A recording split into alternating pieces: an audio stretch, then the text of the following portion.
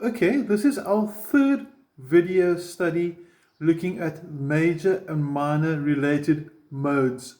The first two were done on clean guitar, so we worked more on sort of clear chords, explained in detail the difference between major and minor, the characteristic of the modes like the sharpened fourth for the Lydian or the flattened seventh for the Mixolydian. We explained the relativity or relationship between major and minor keys. But now, time for some overdrive and distortion. Okay. Now, normally with power chords we think fifths. But if we know the arpeggios we learnt in the first video on clear guitar, we'll also know that if we take the C major scale, now played from fret 8, just so that we can have it a bit higher up the guitar neck and you can see easier. We can start it at fret 8 and it should sound like this: C major, C Ionian.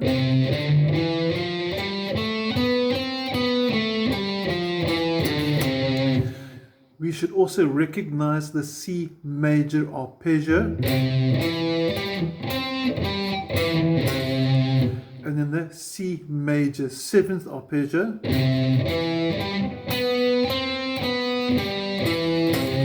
Which we get from the Ionian as well as the Lydian. And then later when we get to the Mixolydian, you should recognize this one, the dominant 7. But we're going to start with the Ionian. We're going to look at C major, the scale. We're going to look at the C major arpeggio, the C major 7, and combine it or incorporate it into a C5 power chord. Okay, now your third note is part of the arpeggio, right? So why not, instead of just going, which sounds cool, why not do something like this?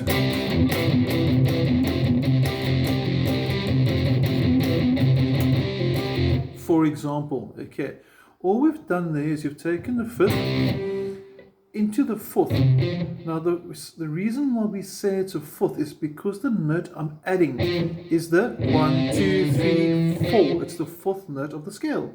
So C5, C4, and now we're ending up on the third note of the scale, which is actually part of the C major arpeggio. So here is C3.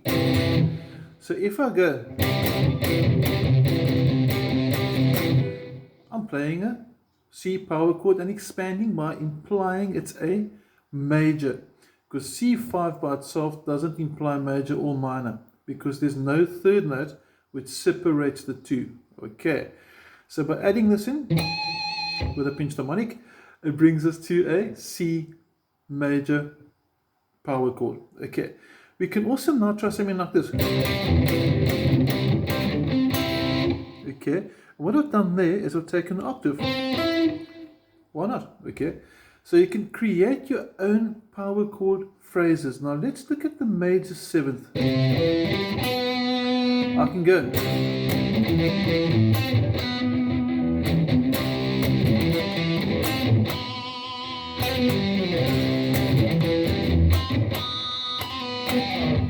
And by focusing on that note, I'm implying, not playing C major 7, because playing C major 7 sounds horrible. It sounds like a mush of notes, but I can imply that chord on distortion or overdrive by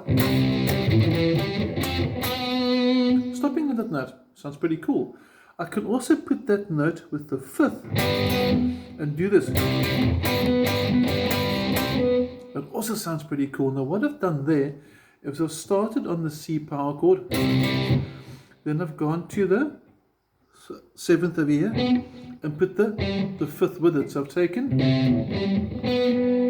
this and combined it into that, and that actually implies a G power chord. So instead of going, why not do this? That was C and G, by the way. Instead of doing that, we can go, and this part I'm bringing the octave in, and that is the part of the C5 power chord again. So I've gone from C power chord, into the G, which is actually part of the C major 7th arpeggio, into the octave, that's the octave C, and resolved it. Now what's very interesting if you go into chord theory study is that in all the big chords like your major 7ths, your 9ths and all the other chords, you'll find they all got parts of other chords inside them. For example, C major 7 is actually an E minor. It's got an E minor inside there. Here's C major 7. And here's E minor. And that's part of the scale. Okay. Okay. Part of the arpeggio. Sorry, wrong terminology. Okay. Now let's go to the next mode, the Lydian. Okay, now C Lydian has got that raised fourth. We say raised fourth because the fourth note of the major is here, and the raised fourth gives us the Lydian sound or the Lydian tonality.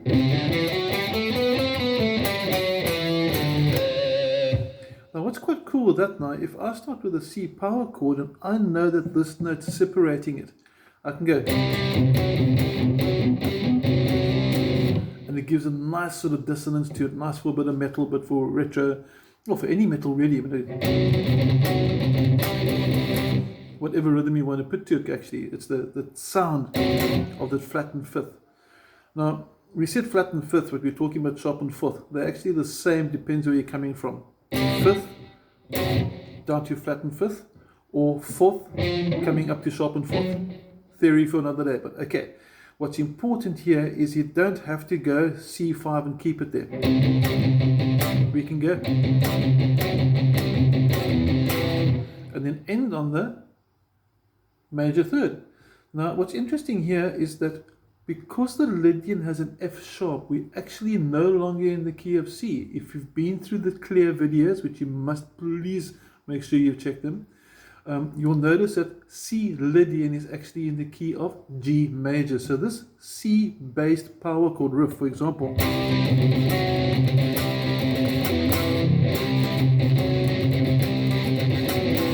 is actually in the key of G. You can actually hear it resolving its way down there. Okay, so we can take it like this. Also this note here and that note there are also both present in the Lydian. Check here. So now I can go and get a very different sound to it. Okay, and I'm playing completely different chords. The trick over here is to experiment. Okay, so I can go and get quite dissonant depending what I'm trying to attain, what effect I'm going for. The lesson again, know your arpeggios, know your major 7th arpeggios, know your mode characteristics. That's your comparison, your reference, your major scale. There's my sharpened fourth, which gives the Lydian sound. Okay. Now for the last one, we're going to go to mixer Lydian, which is going to sound like this. You can hear the major is this, and the mixer Lydian, it's got the flattened 7th. Now this is very, very cool because now if I'm going,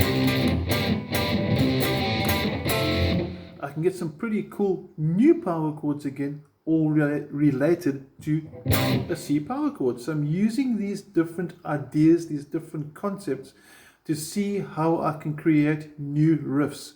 I don't want to haul out my top 10 Ozzy Osbourne riffs, for example, and say, yeah, learn these because that's just doing what everybody else has done. I want us to be able to know the mechanics of the music. How can we build our own riffs? What do the modes mean? What do the modes tell us? They give us different sounds, different effects, different tonalities. They set a different mood. And no, they're not moods, they're modes. Okay, but it sounds pretty similar.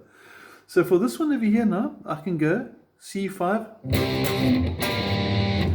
to maybe a nice G with a minor third, which implies G minor, which happens to be the second chord in F major. So yes, C mixolydian, because of the B flat note, is actually in the key of F major.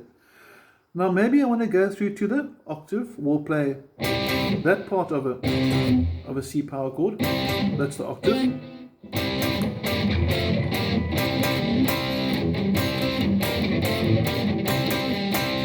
And I can get some nice little inversions over here, and you can see up close it's a very easy riff.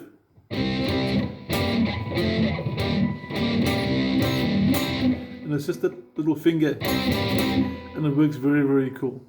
Okay, so we get some nice dissonance.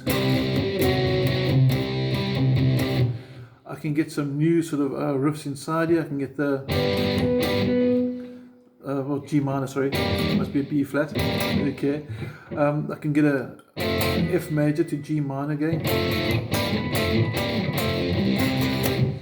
So what we're also learning over here is new types of power chords. We get the fifth power chord. We can get a flattened fifth or a sharpened fourth power chord. Same thing. Here's a fourth power chord, major third power chord, minor third power chord, and I actually have seen on the odd occasion a second power chord. Pretty dissonant, but it does work. Back to the fifth. I can get a sharpened fifth. I can get a sixth, and the sixth is nice for rock and roll. Recognize the rock and roll? We can take it one higher to get a flattened seventh, and that also works nice for a rock and roll vibe. Check it. So it's going fifth, sixth, flattened seventh, sixth, back to the fifth.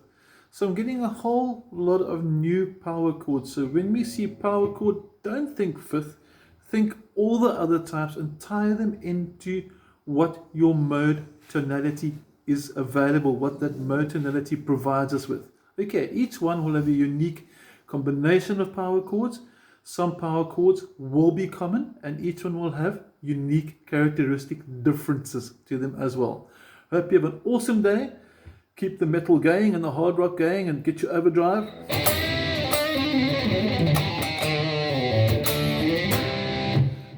Loud. Okay, cheers, bye.